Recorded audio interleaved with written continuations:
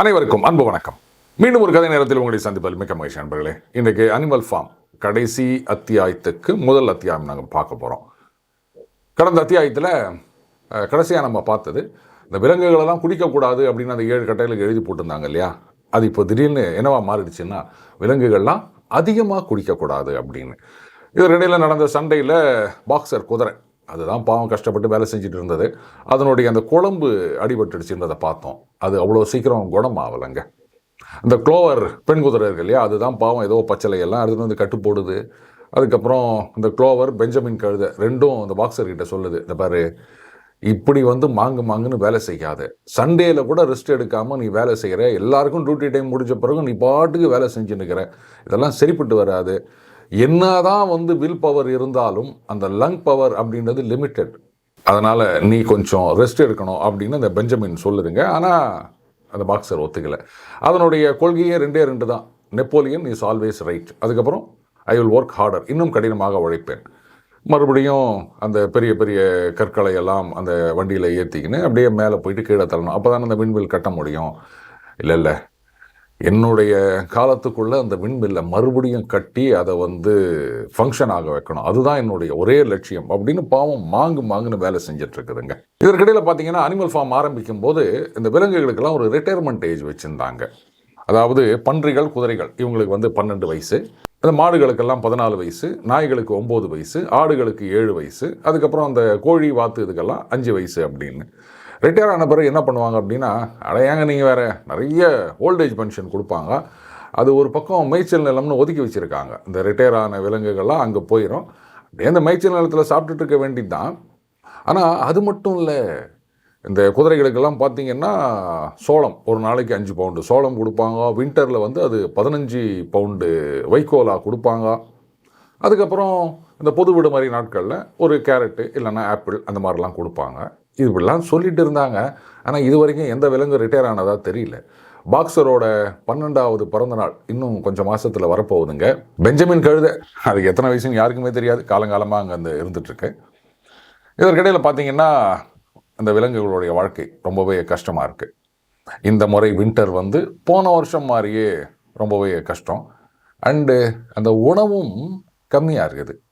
எல்லா ரேஷனும் ஒவ்வொரு விலங்குக்கும் இவ்வளோ அப்படின்னு சொல்லியிருந்தாங்க இல்லையா, அதெல்லாம் குறைச்சிட்டாங்க. ஆனால் அந்த குறைக்கிறது அப்படின்றது பன்றிகளுக்கும் நாய்களுக்கும் மட்டும் கிடையாது.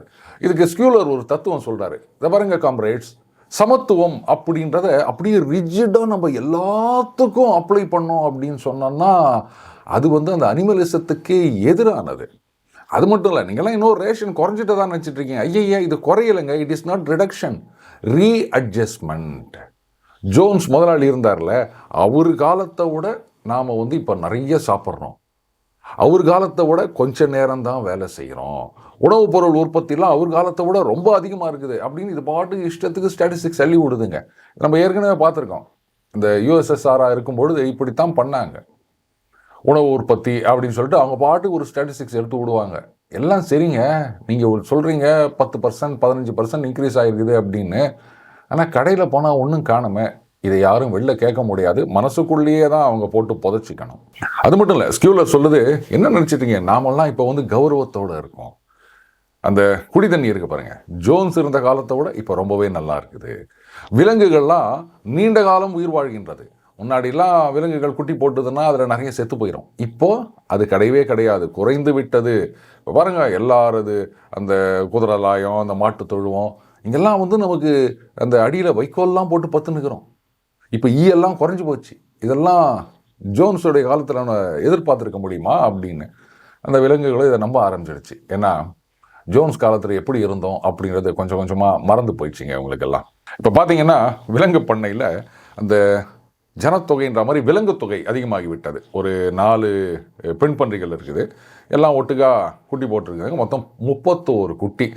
அங்கே இருந்த ஒரே ஒரு ஆண் பன்றி தலைவர் நெப்போலியன் மட்டும்தான். அது மட்டும் இல்லை, இந்த பன்றி குட்டிகள் இவங்களுக்கு பாடம் சொல்லி கொடுக்கணுமா.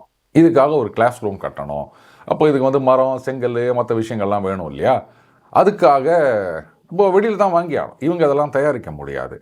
உடனே தலைவர் நெப்போலியன் அவருடைய கட்டளைப்படி இனிமே நம்ம அந்த வாரம் முட்டை விற்கிறத 600 இன்க்ரீஸ் பண்ணணும்னு. இப்போ என்ன போச்சு, இங்கே இருக்க கோழிகள் வாத்துகள் இதுங்கெல்லாம் முட்டை போட்டு அதுலேருந்து குஞ்சு பொரிச்சு வந்தால் தானே அடுத்த தலைமுறை வரும். ஆனால் போடுற முட்டையெல்லாம் நீங்கள் தூக்கி போட்டிங்கன்னா, விற்றுட்டிங்கன்னா, அதுக்கப்புறம் அடுத்த தலைமுறைன்னு ஒன்று இருக்காது. ஆனால் இதை பற்றி தலைவர் நெப்போலியன் கவலைப்பட்டாதா தெரியல. நமக்கு இதெல்லாம் வேணுங்க, வாங்கணுங்க, காசு வேணுங்க அப்படின்ட்டு எல்லா முட்டையும் விற்க ஆரம்பிச்சிட்டாருங்க. ஆனால் இந்த சமயத்தில் தான் புதுசாக ஒரு விதிமுறை உருவாக்கப்பட்டது.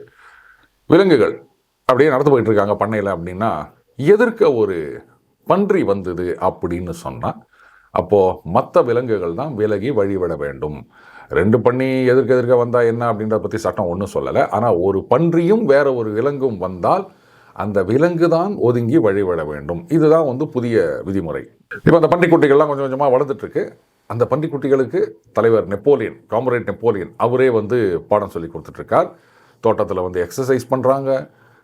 அண்டு இந்த பன்றிக்குட்டிகள் மற்ற விலங்குகளோட விளையாடக்கூடாது அப்படின்னு புதுசாக ஒரு விதி போட்டிருக்காங்க. கரெக்டு தான். பன்றிகள்லாம் வந்து அறிவை வச்சு வேலை செய்ய போகிறாங்க இல்லையா? அதனால் மற்ற விலங்குகளோட சரிசமமாக விளையாடுவது தப்பு இல்லையா? அது மட்டும் இல்லை, இந்த பன்றிகள் அவங்க வந்து அறிவால் இந்த அனிமல் ஃபார்மை உயர்த்த போகிறாங்க, அனிமலிசமே தாங்கி பிடிக்கிறாங்க இவங்க அப்படின்றதுனால பன்றிகளுக்கு மட்டும் அதனுடைய வாலில் ஒரு பச்சை கலர் எதை குறிப்பது? அனிமலிசம். அது ஞாபகம் வச்சுக்கணும். அந்த பச்சை கலர் ரிப்பனை கட்டிக்கிறதுக்கு அனுமதி கொடுத்துருக்காங்க.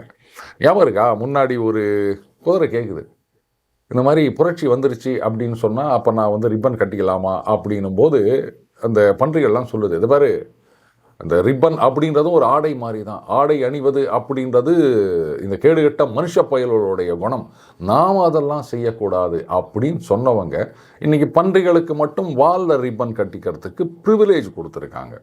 இந்த தடவை வெள்ளாமை வழக்கம் போல தான் இருந்தது. ஆனாலும் பணம் கொஞ்சம் கம்மி, ஃபுட் ரேஷனும் கொஞ்சம் ஷார்ட்டு. ஏன்னா நிறைய இந்த செங்கல் வாங்கணும், மணல் வாங்கணும், ஸ்கூல் ரூம் கட்டணும், அதுக்கப்புறமா இந்த விண்மில்லுக்கான மிஷினரி எல்லாம் வாங்கணும். இந்த லாயத்தில் தொழுவத்தில் இங்கெல்லாம் வந்து அந்த விளக்கேற்றுவாங்க இல்லையா, அதுக்கான எண்ணெய் வாங்கணும், அதுக்கப்புறம் இந்த கேண்டில்லாம் வாங்கணும். முக்கியமாக காம்ரேட் நெப்போலியன் இருக்கார்ல, அவருக்காக இந்த சர்க்கரை கட்டிகள் வாங்கணும். அந்த குதிரை கேட்டது இல்லையா, ஞாபகம் இருக்கா? இந்த புரட்சி வந்துருச்சுன்னா சர்க்கரை கட்டி கிடைக்குமா அப்படின்றதுக்கு, கிடையாது, ஓட்ஸ் கிடைக்கும், கார்ன் கிடைக்கும் அப்படின்னு தான் இந்த பன்றிகள் சொல்லிச்சு. ஆனால் இன்றைக்கி அந்த காம்ரேட்டுக்கு வந்து சர்க்கரை. ஆனால் அதே சமயத்தில் பாருங்கள், அந்த காம்ரேட் நெப்போலியன், தலைவர் நெப்போலியன் எந்த அளவுக்கு வந்து மற்ற விலங்குகள் மேலே அவ்வளோ அக்கறையோடு இருக்கார் அப்படின்னா, மற்ற பன்னிகளெல்லாம் நீங்கள்லாம் வந்து சர்க்கரை சாப்பிடக்கூடாது அப்படின்னு தடை விதிச்சிருக்கார். ஏன்னா சர்க்கரை சாப்பிட்டா நீங்கள்லாம் குண்டாயிருவீங்க.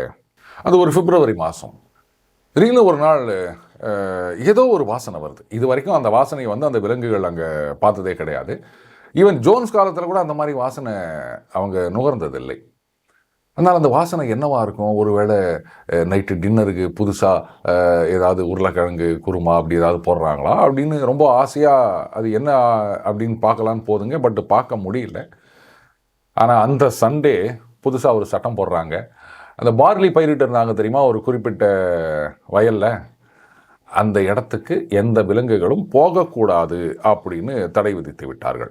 ஆனால் அப்புறமா தான் தெரியுது, அந்த பார்லியை வச்சு இந்த பன்றிகள் ஜோன்ஸோட வீட்டில் தானே கொடுத்தன இருக்காங்க, காய்ச்சிட்ருக்காங்க. ஆமாம், அது லோக்கல் ப்ரூ. அந்த பன்றிகளுக்கெல்லாம் வந்து டெய்லி நைட்டு படுக்க போகும்போது ஒரு பாட்டில் பேர். பட் நம்ம தலைவருக்கு மட்டும் 1/2 gallon பேர். ஆனாலும் பாருங்கள், விலங்குகளுக்கு எவ்வளோதான் கஷ்டம் இருந்தாலும் நாம் இன்றைக்கி கௌரவத்தோடு இருக்கோம். நம்மளுடைய தலைவிதியை நாமே தீர்மானிக்கிறோம். யாருக்கும் வந்து அடிமையாக இல்லை அப்படின்ற ஒரு சந்தோஷம் இருந்ததுங்க. எல்லாத்துக்கும் மேலே ஜோன்ஸ் இருந்த காலத்து மாதிரி இல்லாமல் இப்போ பார்த்தீங்கன்னா நிறைய பாட்டு பாடுறாங்க, நிறைய சிறப்புரையெல்லாம் யாரோ பேசுகிறாங்க. அதுக்கப்புறமா அந்த ஊர்வலம் அடிக்கடி நடக்குதுங்க. தலைவர் நெப்போலியன் என்ன பண்ணியிருக்காரு, இனிமேல் வாரத்துக்கு ஒரு தடவை தன்னெழுச்சி போராட்டம். அதென்னையா தன்னெழுச்சி போராட்டம் அப்படின்னா, இந்த விலங்குகள்லாம் தானாக முன் வந்து, பார்த்தீங்களா, நாங்கள் வந்து அனிமலிசத்தை தூக்கி பிடித்து கொண்டு இருக்கின்றோம், அனிமல் ஃபார்ம், நாங்கள் யாருக்கும் அடிமை இல்லை அப்படின்னு அங்கங்கே கோஷம் போடுறது, கத்திட்டு போகிறது. ஆனாலும் அதில் ஒரு ஒழுங்கு இருக்கணும். அந்த மிலிட்ரி மார்ச் மாதிரி அப்படியே ஒன்று பின்னாடி ஒன்று இந்த கோஷம் போட்டுக்கினே போகணுமா, இது தன்னெழுச்சியாக வர வேண்டும் உங்கள்கிட்ட அப்படின்ட்டு தலைவர் நெப்போலியன் ஆர்டர் போட்டார். இந்த ஊர்வலம் போகும்போது ஸ்கியூலர் பண்ணி அது வரும், 2 பக்கமும் அந்த நாய்கள் எஸ்காட் மாதிரி வரும். இந்த விலங்குகள்லாம் வந்து அனிமலிசம் வாழ்க, அனிமல் ஃபார்ம் வாழ்க, தலைவர் நெப்போலியன் வாழ்க இப்படி கத்திக்கினே போகும். முன்னாடி வந்து அந்த பாக்ஸர் குதிரையும் க்ளோவர் குதிரையும் ஒரு பேனரை பிடிச்சிப்பாங்க. அதில் என்ன எழுதியிருக்கோம் அப்படின்னா அனிமலிசம், அனிமல் ஃபார்ம் அதெல்லாம் இருக்காது. தலைவர் நெப்போலியன் வாழ்க. ஆமாம், இப்படித்தான் இருக்கும் அதில். ஆனால் ஒரு சில விலங்குகள், அதாவது இந்த நாய்களோ ஸ்கியூலரோ பக்கத்தில் இல்லாதப்போ, டேய் இதெல்லாம் ஒரு பொழப்பாடா, கொட்டுற பனி நிற்க முடியல, இதில் போயிட்டு தலைவர் வாழ்க அனிமலிசம் வாழ்கன்னு கோஷம் போட்டு போக சொல்கிறாங்களே, ஒழுங்காக லாயத்தில் உட்காந்து ரெஸ்டாவது எடுக்கலாம், ஏன்டா உங்களுக்கெல்லாம் இந்த தேவையில்லாத வேலை அப்படின்னா, சரி என்ன பண்ணுறது, அவங்களுக்குள்ளேயே பேசிக்க வேண்டியது தான். இதெல்லாம் வெளில தெரிஞ்சுது அப்படின்னு சொன்னால் அடுத்த வாரம் அவங்க என்ன ஆவாங்கன்னு தெரியாது. ஏப்ரல் மாதம் வந்தது. தலைவர் நெப்போலியன் என்ன முடிவு பண்ணியிருக்கார், காம்ரேட்ஸ் இன்னிலேருந்து நமது அனிமல் ஃபார்ம் இது வந்து ஒரு குடியரசு ஆகின்றது. ஒரு குடியரசு, ரிப்பப்ளிக் அப்படின்னா அதுக்கு ஒரு பிரசிடென்ட் வேணும் இல்லையா? அப்போது அது யாரை தேர்ந்தெடுப்பது அப்படின்னா ஒரே ஒரு போட்டியாளர் மட்டும்தான், தலைவர் நெப்போலியன் மட்டும்தான் ஏகமனதாக தேர்ந்தெடுக்கப்பட்டார். அதுக்கப்புறமா தான் இன்னும் பல ரகசியங்கள்லாம் வெளில வருது. இந்த ஸ்னோபால், ஓடிப்போன பண்ணி இருக்கு இல்லையா, இது வந்து ஜோன்ஸோட ஆரம்பத்திலிருந்தே உள்கையாக இருந்திருக்குது. இது வரைக்கும் நாம் என்ன நினச்சிருந்தோம், அந்த மாட்டுக்கோட்டா சண்டையில் நாம் தோற்று போகணுன்றதுக்காக இந்த ஸ்னோபால் ஏதோ பிளான் பண்ணிச்சு அப்படின்னு நினச்சிருந்தோம். ஆனால் அப்படி இல்லை காம்ரேட்ஸ். சொல்லப்போனால் அந்த மாட்டுக்கோட்டா சண்டையில் அந்த மனுஷங்களை வழி நடத்தி சென்றது, தலைமை தாங்கி வந்ததே வந்து அந்த ஸ்னோபால் பண்ணி தான். எல்லாரும் என்ன நினச்சிட்ருக்கீங்க, அந்த ஸ்னோபால் பண்ணியை வந்து ஜோன்ஸோட ஆளுங்க சுட்டாங்க, அதனால் அது மேலே தோட்டா உரசிட்டு போச்சு, ரத்தம் வந்தது அப்படின்னு நினச்சிட்டு இருக்கீங்க இல்லையா? ரொம்ப தப்பு. தலைவர் வந்து தன்னடக்கத்தினால அது இவ்வளோ நாள் சொல்லாமல் இருந்தார். அந்த சண்டையில் ஸ்னோபால் வந்து ஜோன்ஸோட ஸ்லீப்பர் செல் அப்படின்றது தெரிஞ்சதுனால தான் நம்ம தலைவர் நெப்போலியன் அந்த ஸ்னோபாலை ஒரே கடி கடித்தார். அதில் தான் அந்த ரத்தம் வந்தது. துப்பாக்கி குண்டு அப்படின்னு சொல்கிறதெல்லாம் அது கட்டப்பட்ட கதை காம்ரேட்ஸ். இப்படி தான் வந்து ஸ்கியூலர் சொல்லிட்டு தெரியுதுங்க. இப்படியே இருக்கும்போது சம்மரில் அந்த மோசஸ்ன்ற காக்கா அது வருது. ரொம்ப நாளாக காணாமல் போயிருந்ததுங்க. அது இப்போ திடீர்னு வந்துட்டு என்ன சொல்லுது பாருங்கள், அண்ணாண்ட பக்கம் பார்த்தீங்கன்னா சொர்க்கம் இருக்குது, அங்கே விலங்குகள்லாம் வேலையே செய்ய வேண்டாம், எப்போவுமே ரிட்டையர் ஆன மாதிரி இருப்பாங்க, அப்படியே பாலும் தேனும் ஓடும், எல்லாம் நீங்கள் கடைசியில் அங்கே தான் போகணும் அப்படின்றது இந்த விலங்குகளும் இப்போ அதை நம்ப ஆரம்பிச்சிருக்குங்க கொஞ்சம் கொஞ்சம். இப்போ பாக்ஸர் குதிரை அதனுடைய அந்த குழம்பு வந்து ஒரு மாதிரி குணமாகிவிட்டது. ஆனால் குணமான பிறகு இன்னும் அதிகமாக வேலை செஞ்சுட்டு இருக்குது. இப்போ இந்த பாக்ஸர் தலையில் இருக்க பொறுப்பு என்னென்னா, அந்த விண்வெளி கட்டுறது மட்டும் இல்லைங்க, அந்த பன்றிகளுக்கு அந்த ஸ்கூல் கட்டணும் இல்லையா, அது மார்ச் மாதம் ஆரம்பிச்சிருக்காங்க, அதுக்கான வேலையும் சேர்த்து செய்யணும். இப்போது பாக்ஸர் குதிரை வந்து முன்னோட பயங்கரமாக இழைச்சிடுச்சுங்க. ஒரு காலத்தில் பார்த்தீங்கன்னா ஜோன்ஸ் இருக்கும்போது அது அப்படியே ரொம்ப ஷைனிங்காக இருக்கும் அதனுடைய ஸ்கின் எல்லாம். இப்போ அப்படியே களை இழந்து போயிருக்கின்றது. எறும்பெல்லாம் அங்கங்கே தெரிய ஆரம்பிச்சிருக்கு. மற்ற விலங்குகள்லாம் சொல்கிறாங்க அது ஒன்றும் இல்லைங்க, அந்த ஸ்ப்ரிங் சீசன் வந்ததுன்னா சரியாயிருது, சம்மரில் அதான் அப்படி இருக்குது அப்படின்னு. ஆனால் ஸ்ப்ரிங் வந்தாலும் பாக்ஸருடைய எடை கூடவும் இல்லை, அதனுடைய ஷைனிங் வரவும் இல்லை, இன்னும் இழைச்சிட்டு தான் போகுது. இப்படியே போயிட்டு இருக்கும்போது திடீர்னு ஒரு நாள் அப்படி விலங்குகளுக்குள்ளே கசமுசான்னு பேசிகிட்டு இருக்காங்க. என்னன்னு கேட்டால் பாக்ஸர் குதிரை விழுந்துருச்சா அப்படின்னு. எல்லா விலங்குகளும் ஓடி போய் பார்க்குது. அந்த மேட்டில் அந்த வெயிட்டு ஓரளவுக்கு மேலே அதால் இழுக்க முடியல, வயசாகிட்டு இருக்குல்ல, அப்படியே கால் தடிக்க விழுந்துருச்சுங்க. அந்த வண்டி அது மேலே விழுந்திருக்கு. அந்த வண்டியோட நுகத்தடி அது கழுத்தை அமுக்கிட்டு இருக்கு. அதால் பாவம் தலையை தூக்கவும் முடியல, திருப்பவும் முடியல. இந்த க்ளோவர் குதிரையும் பெஞ்சமினும் அலறி அடிச்சுன்னு ஓடுதுங்க. எல்லா விலங்குகளும் போய் பார்க்குதுங்க. அந்த பாக்ஸர் என்ன சொல்லுது, அது ஒன்றும் இல்லை பெஞ்சமின், நீ சொன்னது தான், லங் பவர் குறைஞ்சி போச்சு, அது சரியாக போயிடும் அப்படின்னு. பாவம் அந்த விலங்குகள்லாம் தவிக்குதுங்க. அதுக்குள்ளே யாரோ ஒருத்தர் சொல்கிறாங்க, போங்க அந்த ஸ்கியூலர் பண்ணிக்கிட்ட சொல்லுங்கள் அப்படின்ன உடனே அரை மணி நேரம் கழிச்சு வருது. அங்கேருந்து வந்தவொடனே என்ன சொல்லுது, தலைவர் நெப்போலியன் வந்து இந்த செய்தியை கேள்விப்பட்ட உடனே ரொம்பவே துயரம் அடைந்துள்ளார். டேய், முதல்ல இந்த குதிரையை காப்பாற்றணும்னா இவர் எங்கே பிரசங்கம் பண்ணிட்டுருக்கார். அப்போ தான் அந்த ஸ்கியூலர் சொல்லுது, தலைவர் இன்னொரு முடிவும் எடுத்திருக்கார். வில்லிங்டனில் இருக்க ஹாஸ்பிட்டலில் நம்ம பாக்ஸரை அனுப்பி சிறப்பான வைத்தியம் பார்க்க போகிறார். இது மற்ற விலங்குகளுக்கு சரிப்பட்டு வரல.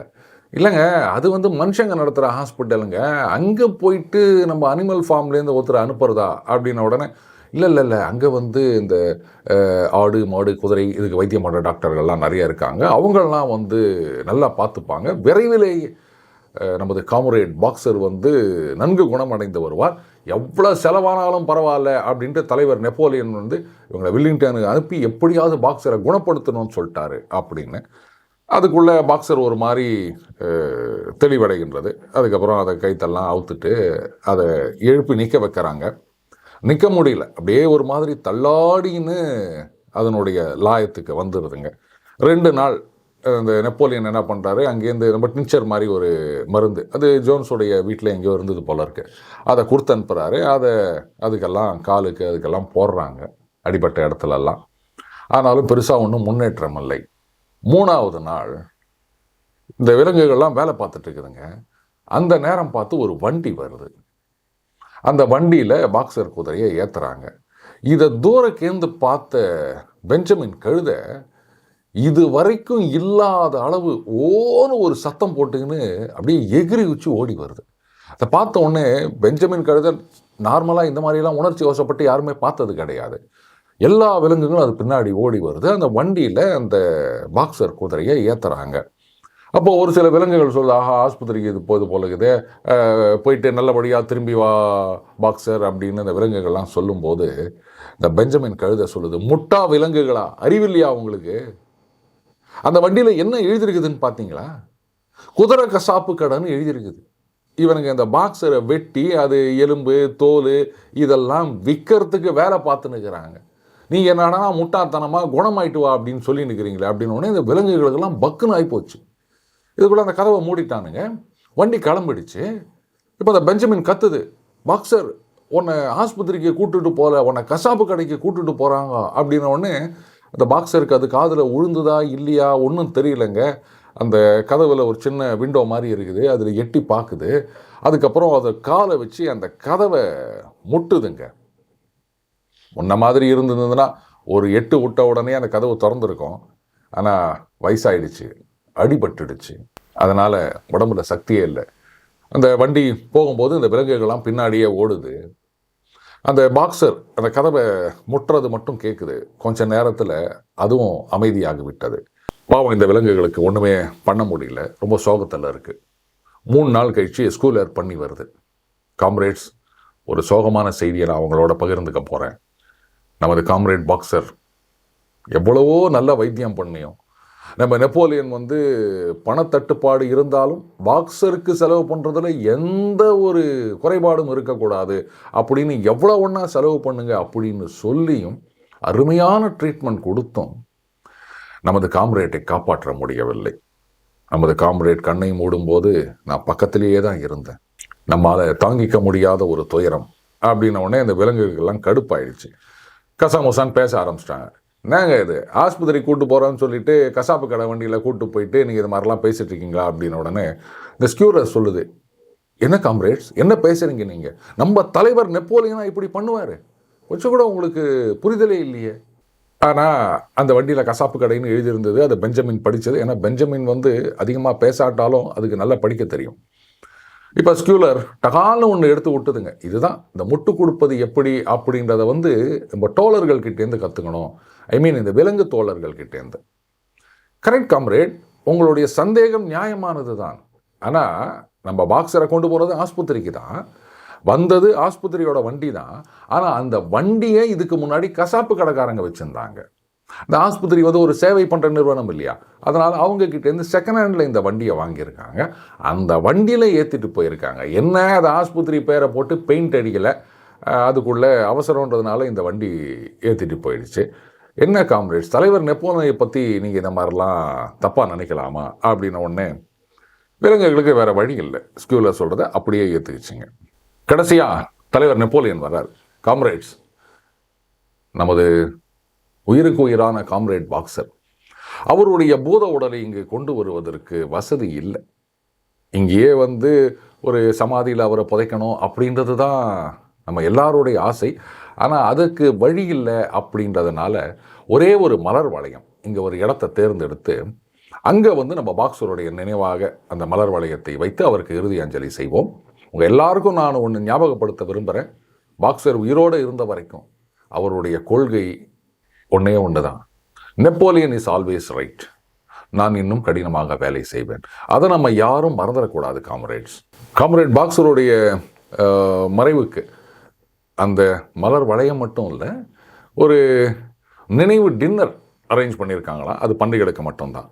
ஒரு 3 நாள் கழிச்சு அந்த டின்னர் அரேஞ்ச் பண்ண அன்னைக்கு மத்தியானம் ஒரு பெரிய வண்டி வந்து நிற்குதுங்க. அதுக்குள்ளேருந்து ஒரு பெரிய மரப்பெட்டியை இறக்குறாங்க. அது நேராக அந்த பன்றிகள் தங்கியிருக்கின்ற ஜோன்ஸ் வீட்டுக்கு போயிடுச்சு. அது உள்ள என்ன இருக்குது அப்படின்னு விலங்குகள் யாருக்கும் தெரியாது. ஏன்னா அந்த விருந்தே பன்றிகளுக்கு மட்டும் தானே. அந்த இரவு விருந்து நடக்கும்பொழுது ராத்திரியில் வித்தியாசமான சத்தங்கள்லாம் அந்த பன்றிகள் தங்கியிருக்க ஜோன்ஸோட வீட்டிலேருந்து வந்ததுங்க. அதுலேயும் பன்றிகள் ஒன்றோட ஒன்று சண்டை போடுற மாதிரிலாம் சத்தம் வருது. அதுக்கப்புறம் அந்த கிளாஸ் டம்ளர்லாம் உடைகிற மாதிரிலாம் சத்தம் வருது. ராத்திரி 11 மணி வரைக்கும் இந்த மாதிரி கியாமியான்னு ஏராளமான சத்தம் வந்துகிட்டே இருந்தது. இந்த விலங்குகள் காதில் விழுந்துகிட்டே இருக்குது. அடுத்த நாள் மத்தியானம் வரைக்கும் இந்த விலங்குகள் யாருமே வந்து வெளில போகல. அதுக்கப்புறமா தான் விஷயம் தெரியுது, பன்றிகளுக்கு எங்கேயோ காசு கிடச்சிருக்கு. அதை வச்சு புதுசாக அப்படியே ஒரு மரப்பெட்டி ஃபுல்லாக மிஸ்கி வாங்கி செலிப்ரேட் பண்ணியிருக்காங்க. மீண்டும் அடுத்த பதில் இணைந்திருப்போம். வணக்கம்.